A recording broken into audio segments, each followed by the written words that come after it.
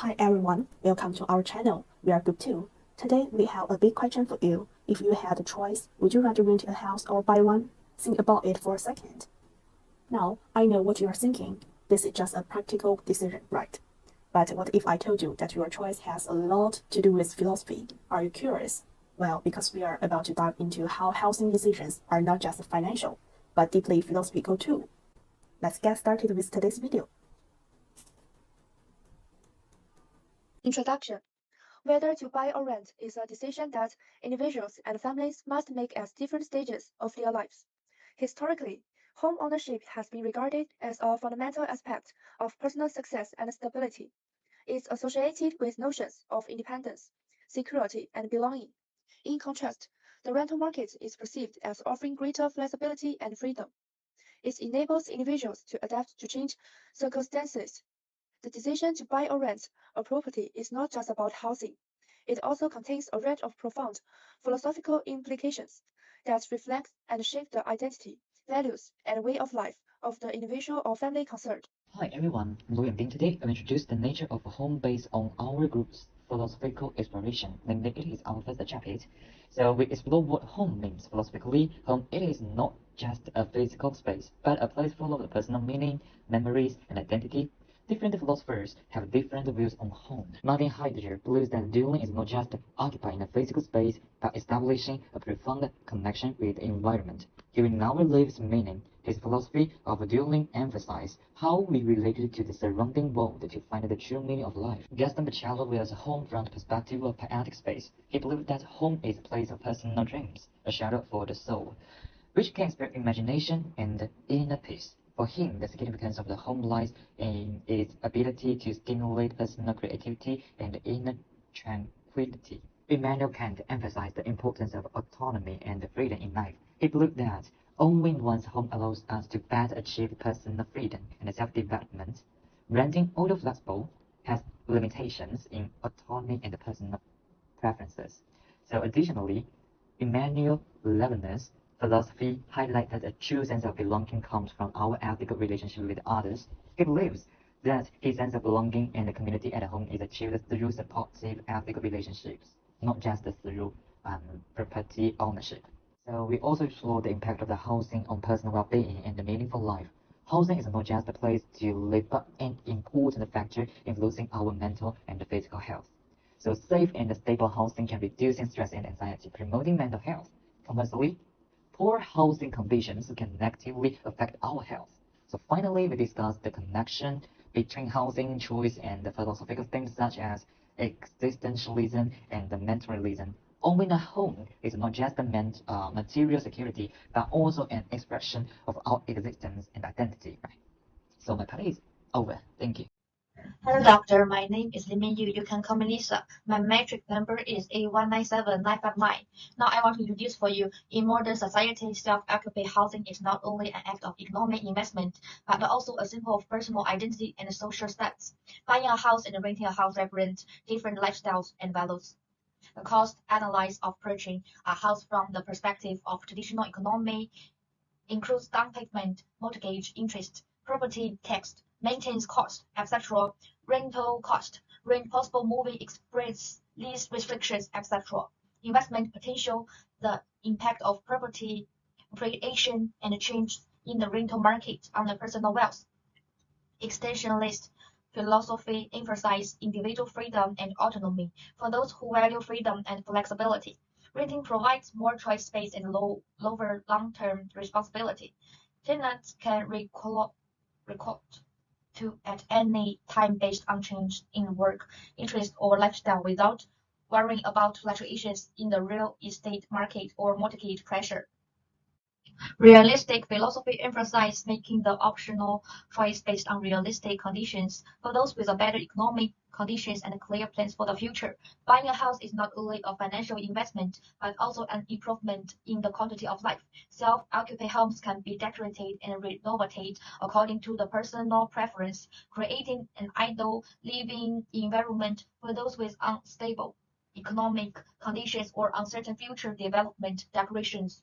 Renting a house is a more flexible and realistic choice. Renting can reduce economic pressure, avoid financial risks, caused by fluctuations in housing price, and enjoy a diverse living experience. Hello, doctor. My name is Miao Huizi. Pragmatists may tend to choose to buy or rent a house based on actual circumstances and personal goals. They believe that the most reasonable way of living should be to maximize the satisfaction of individual current needs and economic interests. Existentialism emphasizes the individual's free choice and responsibility. Existentialists may argue that in the choice between buying and renting a house, regardless of which approach to choose, it should be a decision made by individuals based on their own values and philosophy of life. From an economic perspective, buying and renting a house have their own advantages and disadvantages, depending on the individual's financial station and affordability. The intervention of philosophy provides us with a broadened perspective, making us realize that in economic decision-making, individual free will and values are equally important. In this sense, whether choosing to buy or rent a house, it should be a carefully considered and autonomous decision, taking into account both economic reality and personal life philosophy and long-term development. Find the most suitable way of living to maximum quality of life and happiness. Hello everyone, my name is Niu Xiaotong, student number A190860. First, let's talk about the moral principles. There are three main ethical theories. Unilateralism, advocated by Jeremy Bentham and John Stuart Mill, suggests that the best actions are those that bring the greatest happiness or least pain. For example, in situations with limited medical resources, we should prioritize treatments that can save the most lives. Deontology, proposed by Immanuel Kant, emphasizes the morality of the act itself rather than its consequences. For instance, one should not lie, even to prevent greater harm, because lying itself is immoral. Virtue ethics, championed by Aristotle, focus on the development of individual morality and character. For example, in the face of danger, one should bravely protect others, as courage is a virtue. Next, let's look at the personal values. Personal values are the beliefs and principles that guide individual behavior and decision-making. The main personal values include integrity, which means honesty and keeping promises; freedom, which emphasizes individual autonomy and freedoms of choice; justice, which pursues fair treatment; and care, which involves concern for the well-being of others. Equity and social justice work together to achieve a more just and inclusive society. Understanding these connections helps in designing and implementing better social policies that ensure fair distribution of resources and opportunities, so everyone can enjoy equal rights and dignity. Thank you. Hello everyone, my name is Zhang Xuan. I'm going to explore the philosophical significance of housing. Its meaning is through the lenses of existentialism and Marxism. We'll dive into how these philosophies help us understand the complexity and importance of housing and analyze future housing trends in Western and Eastern. Existentialist philosophers like Sartre and Heidegger believe that living space is crucial for self-identity and self-realization. Sartre's idea that existence precedes essence highlights that individuals define themselves through their choices, including the decision to buy or rent a home. Heidegger's focus on being in the world emphasizes that our living spaces significantly shape our sense of self.